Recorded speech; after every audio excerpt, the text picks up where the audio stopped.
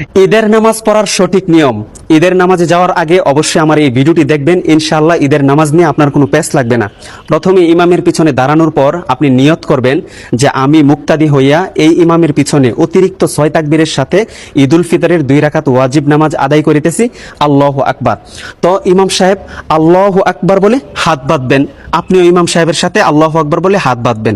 তারপর ইমাম সানা পড়বেন, সানা পড়ার পর অতিরিক্ত 3টা তাকবীর দিবেন। আল্লাহু আকবার বলবেন, হাত ছেড়ে দিবেন। দ্বিতীয় তাকবীর আল্লাহু আকবার বলবেন, হাত ছেড়ে দিবেন। তৃতীয় তাকবীরের মাথায় আল্লাহু আকবার বলে হাত বেঁধে নেবেন। তারপরে ইমাম সাহেব সূরা ফাতিহা এবং অন্য আরো একটি সূরা মিলিয়ে রুকু সিজদা কমপ্লিট করে দ্বিতীয় রাকাতের জন্য দাঁড়াবেন। দ্বিতীয় রাকাতে দাঁড়ানোর পর ইমাম সাহেব প্রথমে সূরা ফাতিহা এবং অন্য আরো একটি সূরা মিলাবেন। সূরা মিলানোর পর রুকুতে যাওয়ার পূর্বে অতিরিক্ত আরো 3টা তাকবীর দিবেন। আল্লাহু আকবার বলবেন, হাত ছেড়ে দিবেন। দ্বিতীয় তাকবীর আল্লাহু আকবার বলবেন, ইমাম সাহেব হাত ছেড়ে দিবেন।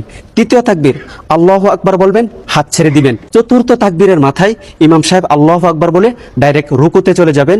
রুকু সিজদা কমপ্লিট করে ডানে বামে সালাম ফিরিয়ে নামাজ শেষ করে দিবেন। ইনশাআল্লাহ আপনাদের নামাজ সহি হয়ে যাবে।